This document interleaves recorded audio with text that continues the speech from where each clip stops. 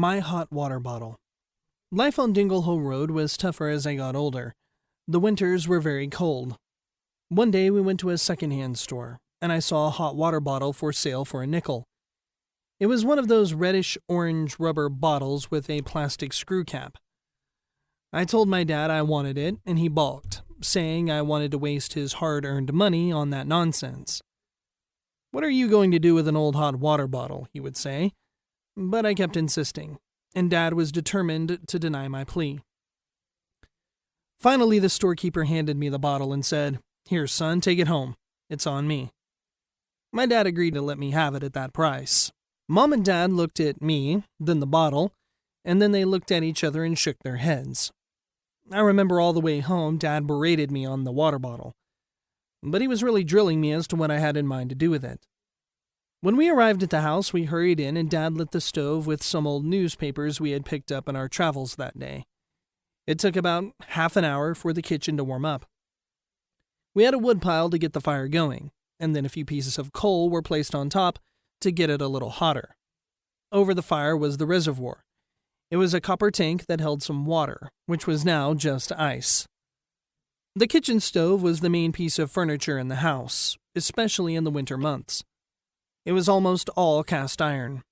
At the base of the stove were these claw feet. They looked like the paws of a lion, rusty black iron. On one side was the oven, with a huge door that would not stay up by itself. Dad had rigged it with a piece of wire, so Ma had to unfasten it when she wanted it opened. The other side of the front of the stove had a set of doors, one above the other. This was the fill and ash doors, and above these doors the reservoir sat. The top of the stove had these round plates that sat into the surface of the stove. The lifter was a small handle that fit into the plates to remove them to load the wood or coal in. The top of the stove had this kind of a hutch, I guess to keep food warm, although we never had any food left over to keep warm. Then there was the stovepipe. It went straight up out of the back of the hutch and made a left turn to the chimney on the other side of the room. As you entered the kitchen, the stove and pipe completely dominated the scene. I would say it was almost mustard yellow, but it had black blotches with some rust. Ma was hurrying to heat some food, but she had already put the water on for coffee. Dad was the only one that drank coffee then, and Mom knew that came first. We were all huddling around the stove, the little ones whining about the cold. Dad always hollered for quiet, but Ma never said anything. She would just put her finger to her lips and put on a scowling look as to warn us to hush. The room was fairly dark as light came from the fire in the stove. The air vent in one of the doors was always open. We had a kerosene lantern, which was lit near the sink. This was what I was waiting for all day. As soon as the water in the reservoir got hot, I filled my hot water bottle. It was a stealth operation. I took it to the bed and slid it beneath the covers. In a little while, I would be basking in the heat of the hot water bottle secretly. Dad had forgotten about the bottle. He was drinking his coffee. Ma had poured out a portion of tomato soup to each of us, and we quietly dined. Regina knew I was up to something, but had also forgotten about the hot water bottle. As soon as I finished eating, I said I was going to bed. Paul and Regina both slept in the same bed with me, so I wanted to make sure I got to my spot before them. I was right. The bottle had warmed the bed where I slept. I hugged the bottle and drifted off to sleep. In the morning, Mom was hollering for me to get up, but something was dreadfully wrong. I was freezing cold. By morning, there was usually no heat in the house till Ma got the fire going. But this time, I was colder than I ever was. I pulled the covers away, and there at my feet was my hot water bottle, frozen hard, with my feet on it. The bottle froze and kept me cold all night. My plan had backfired. When my father learned what I did, he confiscated the bottle and tried it himself with more success. I never got the hot water bottle after that, but I will never forget the disappointment of the frozen bottle the morning after. It was common in the winter there for any glass of water to freeze up overnight if left out. We didn't have a refrigerator and didn't need one. The whole house was one soon after the stove died down. We got electricity in the second year there. It was in the form of an extension cord from the pole near the road to the house. It ran a small radio that Ma loved. We would lie in bed at night and listen to the hillbilly music until we would fall asleep, and it also provided power for a few lamps. The house was small, so 2 lamps pretty much lit the whole house. I remember one song they played every night.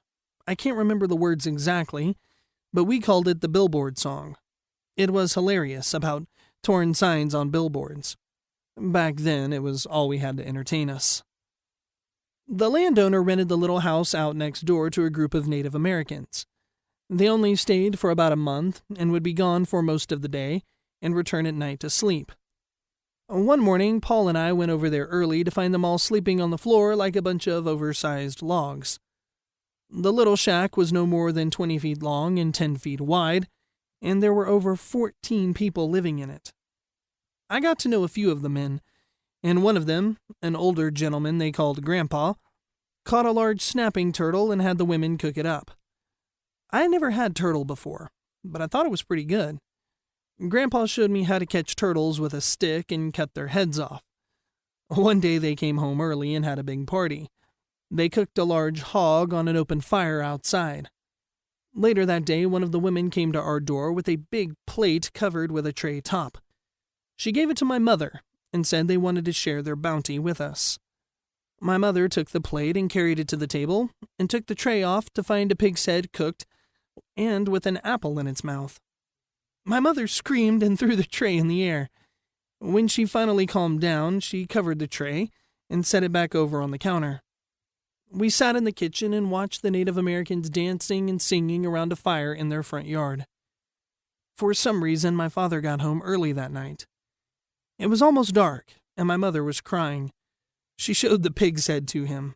Dad turned to me and said, "After dark, take that thing out back and bury it." I did, even as I could hear the party continue on into the night. The next day, the neighbors had left. They never returned to Dingle Hole Road. Later in life, I learned the head of the pig was considered a treat to some people, a delicacy reserved for honor. Those Native Americans had given us the best they had. They honored us. We were poor, stupid people, and didn't know any better. We buried the treasure instead of enjoying it.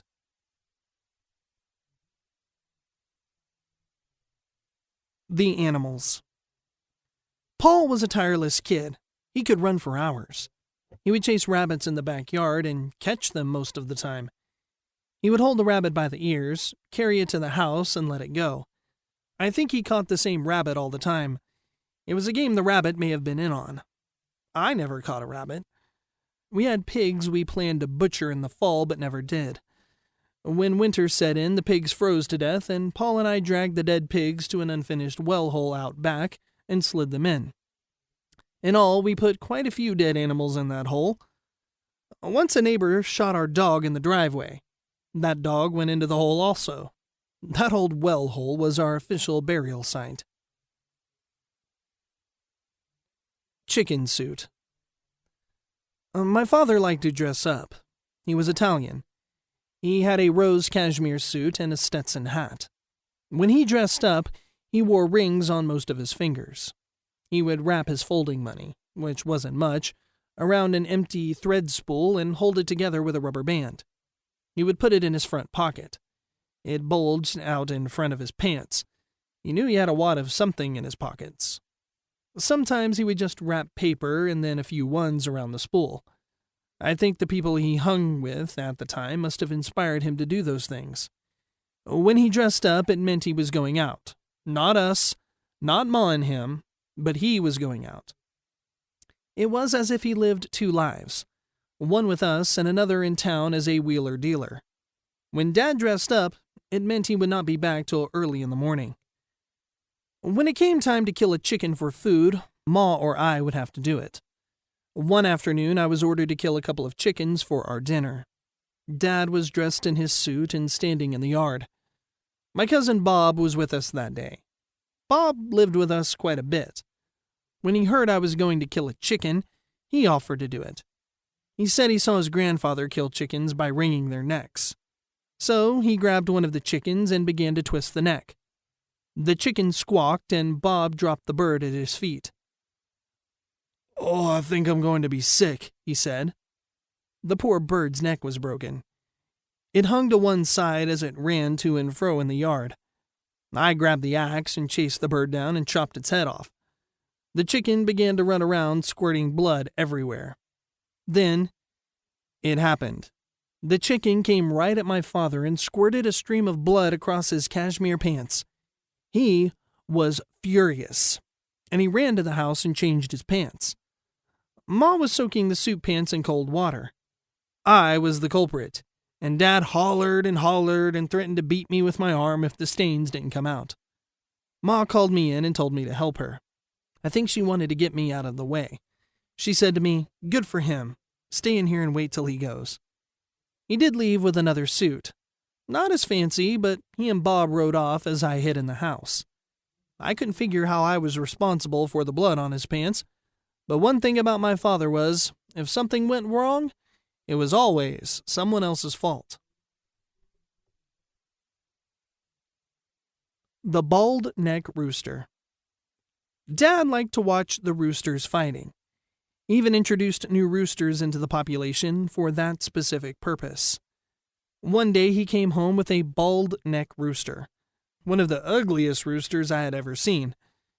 He had huge spurs and was taller than any of the other roosters. Dad released the bird in the yard, and in a few minutes, the bald-neck bird began to pick on one of the bandy roosters. The bandy was king of the yard and took no gruff from anyone. 10 minutes into the war, Dad intervened and grabbed the bald-neck rooster and put him in the cage. The bandy had almost killed the ugly bird. Dad was hollering at the bandy about how much he paid for the bird, as if the bandy knew what he was talking about.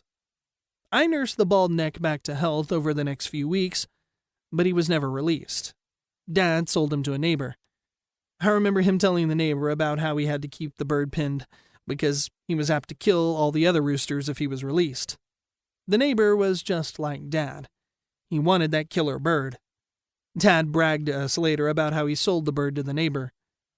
When I ran around to the neighbor's house later, I found he had the bird caged, just as we did. That rooster was so ugly, the neighbor could have charged people to view it. The neighbor must have found out the same thing we did. The bald-neck rooster looked bad and scary, but he could not defend himself to save his life. I learned a great lesson from that bird. Life was full on Dingle Hole Road. The trailer trip west. I thought moving out in Phoenix was a big deal, but Dad had an even bigger move in store. Dad wanted to be a lawyer, but he only had a 6th grade education. So he applied for a high school equivalency Regents exam, which was given at Syracuse University at the time. He was told that he had to start with a high school diploma. He studied a few books they gave him, and he passed the test with a pretty high grade. Somewhere he acquired these law books, which he was always reading. He went to take the bar exam, but they told him he couldn't take it with an equivalency diploma. I sometimes wonder how my life would have been if Dad had been allowed to take the bar exam in New York. Anyway, he found out he could take the bar exam in Mississippi and become a lawyer there. My little brother Johnny was born in February of 1951. I can still remember when I first saw him coming up the driveway in my mother's arms. He had a yellow tint and cried like he was being tortured. A few months later, we were loading our belongings into an 18-foot trailer in a 1941 Cadillac to trek out to Mississippi to live. We settled in Jackson, and Regina and I attended school there for a while. We lived in a trailer park in that 18-footer. Mom, Dad, and 6 kids. We had all our possessions there. The trailer was so packed, there was almost no floor space. One night, my dad wanted to hear the fight between Rocky Marciano and Archie Moore on our radio in the trailer. A great storm was raging, and the trailer was rocking back and forth.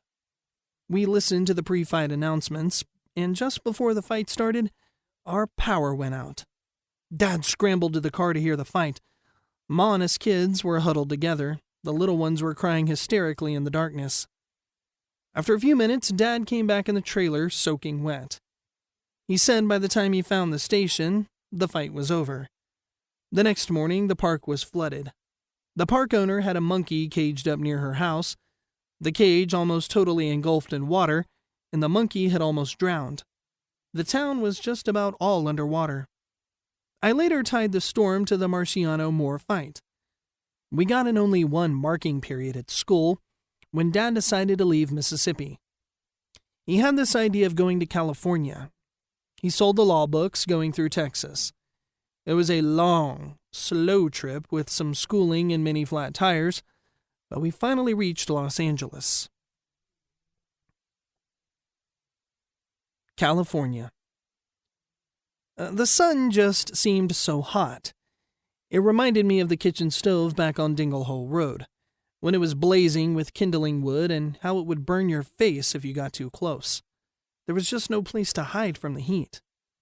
We landed in a trailer park near the town of Glendale. Dad backed the tiny trailer into a spot next to a lush plot of greenery. Each spot had this area about the size of the trailer. There was rich green grass and a few small trees and bushes. Some areas had small benches and chairs where people sat in the midst of their garden hoses. Our trailer had a rounded top, and the back seemed to slant back like one of those old, fastback cars. Years later, a manufacturer would come out with a trailer called the Streamline, which had a stainless steel body and were quite expensive. We had one then, but it was not a Streamline. It was not stainless steel, and it was not expensive. We lived in cramped quarters. Dad let the water run almost constantly on the little patch of greenery next to the trailer. I had a new job here: keep the grass green and move the hose from one spot to the other. Dad got a job at the airplane factory. He was a riveter building planes. For a while, it even looked like we may start living like normal people. Mom ate our lunch for school and off we went. The schools out there were bigger, and the kids were richer. There were those that made fun of the tiny trailer we lived in. On my father's job, a rivet hit him near his eye, injuring him. He went to the doctor a few times and missed some work. The factory gave him a settlement, and that was the end of the job. I think he got about $700. It was enough for him to strike out on his own, and he did. I often wonder what might have happened if he had put that money in the bank and continued working for Lockheed. Maybe he could have retired with a nice pension, and some of us kids might even have gone to college. But it was not in the stars. We had another course to follow. I changed schools again. This time we were in Burbank, and I was in the 4th grade by now. This park marked my change in schools at least 3 times out there. So, I finished 3rd and started 4th in California. This second school was the most memorable to me, maybe because of its unusual format. It was made up of about 20 Quonset huts and about 4 rows of 5 huts. They were attached to each other at the ends. They looked like airplane hangars. Each hut was self-contained with toilets and a small kitchen area. The day at the school started very similar to the one I attended in Phoenix, New York. The teacher would call attendance, and then rain or shine we would stand and file out under the sun port to sing the Star-Spangled Banner, as the flag was raised in the schoolyard. Everyone held their hand over their heart, and everyone sang. It was a solemn event. We then went back to class where the teacher would select a chapter from the Bible kept on her desk. I didn't have the materials all the time, and the teachers had to make do for me to participate in class studies and homework assignments. It was while I attended this school I contracted shingles, a sickness that made me very ill and in a great deal of pain. I remember my school teacher bringing me home and telling my parents of my problem. She gave me this new coat because the weather had turned cold. It was a beautiful coat, not only warm but colorful, and I loved that coat. It was one of my only possessions. As the weather warmed, I was forced to brown bag it, as Dad would say. I didn't want to give up wearing the coat, even when it was really hot, to have it on.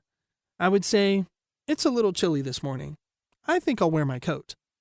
Regina would roll her eyes and say, "Dad, Alfred is going to wear the coat again." She was embarrassed to see me wearing the coat in 70-degree weather. Her friends in school asked her if I was nuts. I guess I was a little overboard with it, but I knew that next year, if we still had the coat, either Regina or Paul would be wearing it, and I wanted to get all I could from that beautiful coat. We never got rid of clothes until they were impossible to wear or completely worn out. Everything was passed on, from hats to shoes. As I remember, that coat mysteriously disappearing shortly after I stopped wearing it. I think my father sold it in his second-hand store. The Gypsies. In the center of this park was a large cement block building. It held men's and women's rooms and a room with washing and drying machines for clothes. The park was huge, and the owners had a small store in the front along the road. The driveways and roads in the park were dusty, stone and sand. Some roads looked like they may have been paved at one time in the past, but were in great disrepair. One night, a noisy group of people came rumbling into the park. We heard screaming and hollering, and it sounded like they were partying and having a good time. In the morning, there were about 7 new trailers lined up in one end of the park, not far from our trailer. They were gypsies. I had never seen or heard of those people before. My mother told me to stay near the trailer. The gypsies settled in and began to wander around the park. Some of the women had small babies, and they would put chairs out along the block building and sit and nurse the young ones. This was right across from our trailer. Ma would tell Paul and me to busy ourselves and stop gawking at the women. I guess we didn't have to watch them, because Dad kept a pretty good eye on them anyway. The young gypsy girls would spin in their dresses to show everyone their lack of underwear. They would stand at the doors of the men's room and try to entice the men passing to allow them to tell their fortunes. They would ask to hold their wallets, then stick the wallet down their blouse front, and either run or play with the wallet till they got the money. There was a constant complaint to the management about the gypsies. They really knew how to get things from everyone. At night, the gypsies would have these little bonfires near their trailers. They would play guitars, banjos, and the ladies would dance with tambourines. Many of the people from the park would gather around. It was another way for the gypsies to get money from the men. We would sit in our trailer and listen to the lively music late into the night. One night about midnight, we were awakened by the gypsies as they came roaring into the camp. They were screaming and hollering. They had just come from the local carnival, where many of them worked. They quickly hooked their trailers and sped away. Suddenly, it was quiet. I laid in bed and listened. Maybe they were only going for a ride somewhere. We never saw the gypsies again. I remember the next day walking in the places where the gypsies' trailers had been set up. I walked around their fireplaces, kicking at the ashes. I was standing where I would not dare be for the last few months. It was a dream. The force of these people on my young life, which made me and my siblings cower with fear, a fear of the unknown. Our parents feared them. I don't know why, but I felt it. The gypsies just seemed to fly away in a whirlwind in the night.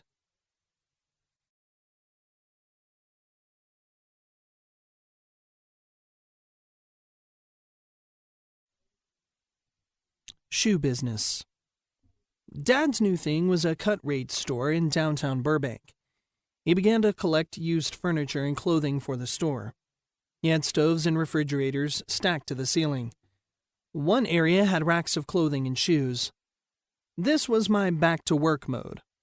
Every day after school, I would go to the store and sweep and hang clothes on the racks.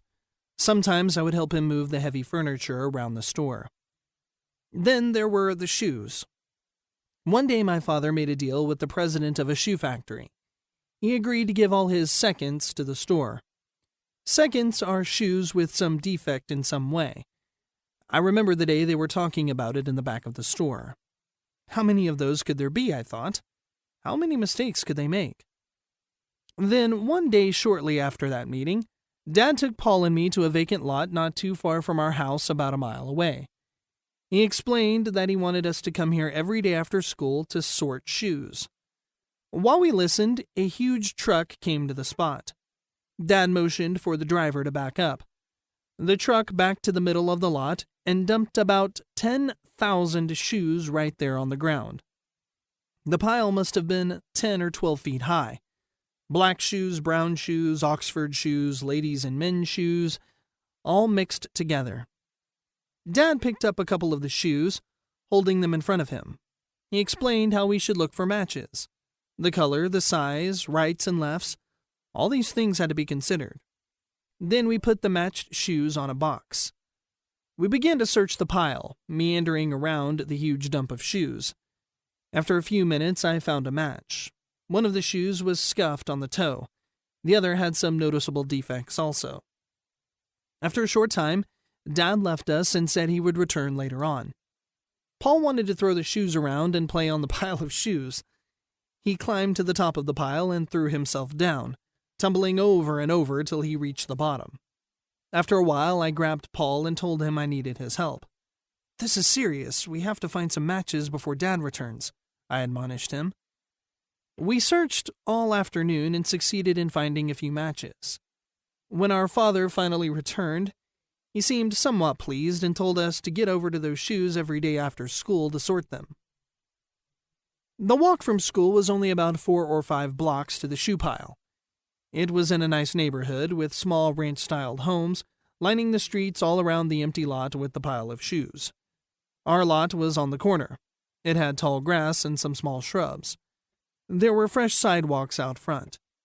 This was a far cry from the dirt road back on Dingle Hole Road, yet it was so much the same, a place where I worked. At 9 years old, I was now the foreman on a sorting shoes job. I had been pressed into service. I had a good resume. I had worked the farm, I carried the water, I beheaded the chickens, dismantled the cars, and a host of other chores that must have put me in such a trusted position. I was in charge. Paul, on the other hand, was a 6-year-old who just followed me from school to the shoe pile. He liked to pass the time throwing the shoes and playing cowboy on the shoe pile. I did get him to put the brown shoes in one pile and black in another after a while. So every day we went to the shoe pile and sorted till almost dark. Dad would come with his car and pick us and the sorted shoes up and bring us home. By the time we got home, we were hungry and tired. My sisters had already eaten hours ago, so Paul and I would sit alone at the table and eat, then be off to bed. One day, as Paul and I were at the shoe pile sorting shoes, we saw this elderly woman strolling across the street in our direction. She was carrying 2 mugs in her hands and calling to us, "You boys, I have something for you," she called to us. Holding the handles tightly on the steaming cups, she smiled brightly as she approached us. Her offering was a warm chocolate drink she called Ovaltine. We sheepishly refused at first, telling her it was not allowed for us to accept it. But when she pressed the offer, Paul took the drink and began drinking. I took the other and thanked her for the drink. The kind lady explained how she had been watching us come and sort shoes. We thanked her again and went back to our sorting shoes. So every night the lady across the street would bring us a mug of the hot drink. We had become anxious and expecting the drink each night as we sorted shoes. Then one day the lady came across the street with no drinks in her hands. Paul looked up her way and said, Oh, no chocolate." I looked up a little disappointed. She approached us with her usual smile. "Boys," she started, "come across with me to the house. I have drinks and a sandwich for you prepared. I'm sure your dad won't mind you taking a break and having something to eat." This was a serious matter. Our father would kill us if he ever found us in a stranger's house. I told the woman it would be impossible for us to go over there. Our dad would not allow us to go. She kept trying to persuade us and would not relent. Finally, Paul said he was hungry and was going to eat, and he stood by the kind lady indicating his position in the matter. What could I do? The only thing that could be worse than going with the woman would be letting my little brother go alone. This was the way I reasoned it out and finally relented into going. She took us by the hand, one on one side, one on the other, and took us across the street. My heart was pounding. What if my father found out? Once in the house, she led us to a table in her dining room. The table was set with sandwiches on plates and napkins neatly set on the side. And right near the sandwich were the mugs of hot Ovaltine. Her table sat near the front window. We could clearly see the pile of shoes across the street. We munched the sandwiches and sipped the chocolate. My eyes never left the picture across the street of those shoes. I could see Paul was enjoying the meal. We didn't get any chocolate like this at home. I was thinking he would tell Ma about it, but he didn't. No one ever found out about the angel God sent to feed us.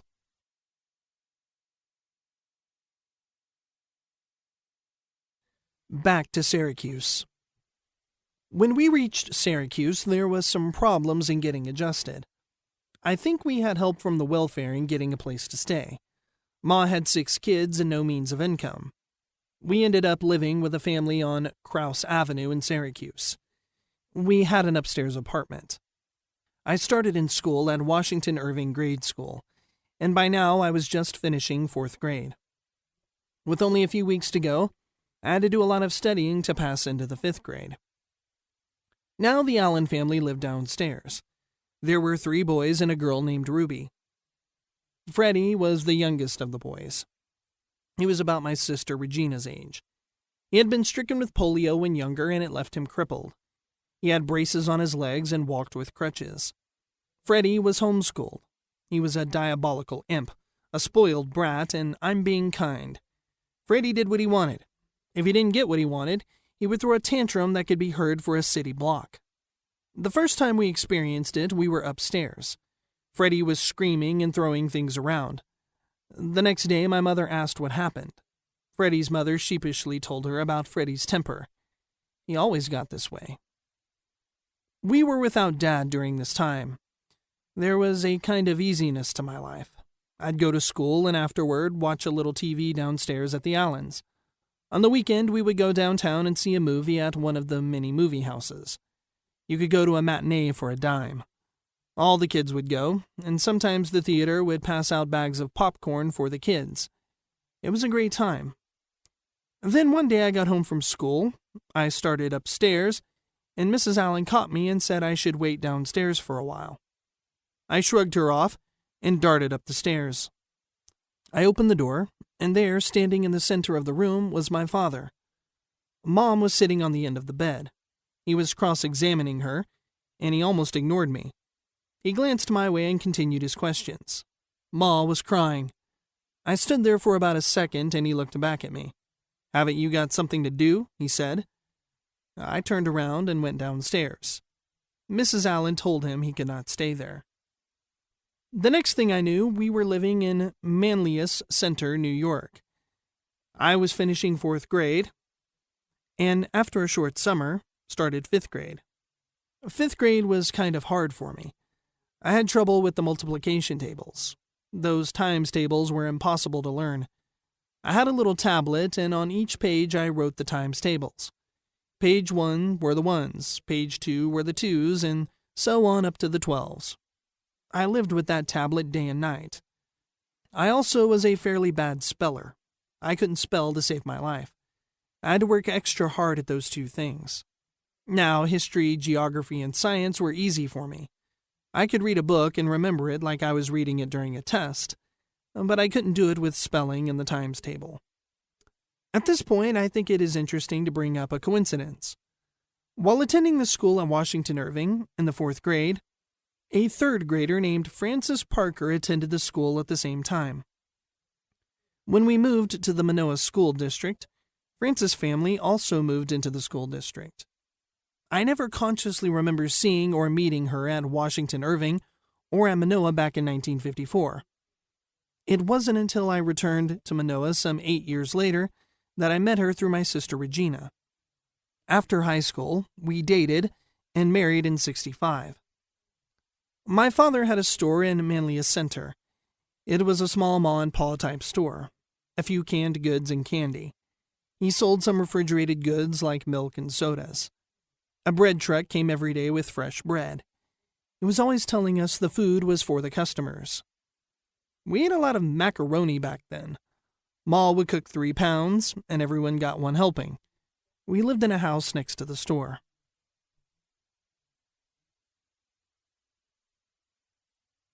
Hepatitis. Something went dreadfully wrong during my final months in the 5th grade. I became deadly sick and was in bed for about 2 weeks. Regina came down with a bad cold, and my mother convinced my father to let her take Regina and me to the clinic in Syracuse. I was so weak I could hardly walk. When we got to the clinic, we were told to sit out in the hall with the crowd of people already there. The doctor came out to take one of the patients in. He glanced at me and then did a double take. He approached my mother and asked if I was her child. She quickly responded with a yes, but asked if he could see Regina first because she had such a bad cold. Not today, madam, he answered. I'll be seeing him first. He took me to the examining room and ordered me to sit across the room in the corner on a small stool.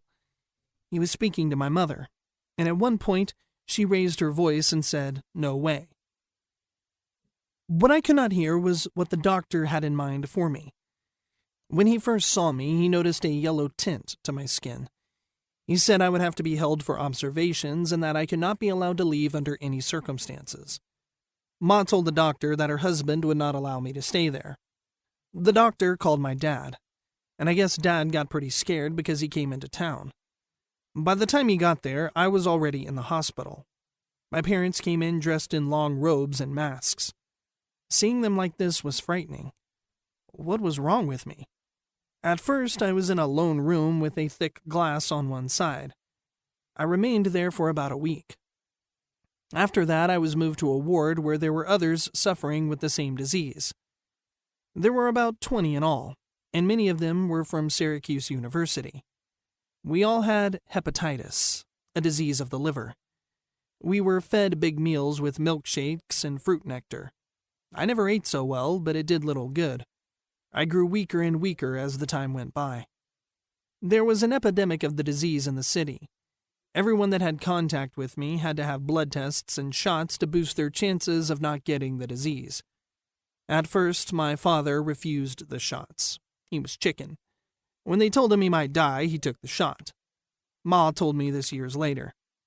One by one, the men and the boys in the ward were taken out. Finally, there were just 2 of us left. I had been in there for about 3 months. The other boy was about my age, and he was called Poncho. After the end of the 2nd month, I started to feel a little better. Poncho and I would talk about his home and brothers and sisters. We were not allowed to write letters or have our parents get too close to us. No schoolwork came in or went out. I was informed while in the hospital that I would have to repeat the 5th grade. It didn't seem to matter, as the doctors told my parents. I probably would not survive. Even after I was released, the medical staff told my father I would not survive to 21. It was in my 4th month that they wheeled Poncho out. He said goodbye and we promised to meet after we got out. There I was, alone in the ward. I took up drawing pictures of faces of people and cartoon characters. I spent my last days there reading and watching television. Then one day, a nurse told me I would be going home soon. I was so excited. When my mother came in, I asked her, and she said in a week I would be going home. My skin had lost most of its yellow tint and was a milky white from being sheltered from the sun for about 4 months. My mother came in early with some new clothes the day I left the hospital. I had gained a lot of weight. When I went in, I was about 70 pounds. The nurses weighed me at 96 the day I left. None of my old clothes would have fit, but they had to be destroyed anyway. The new sneakers were a size bigger also. Mom slipped them on me and tied them up. One of the nurses came with a wheelchair to bring me down to the front door. I refused and said I could walk down.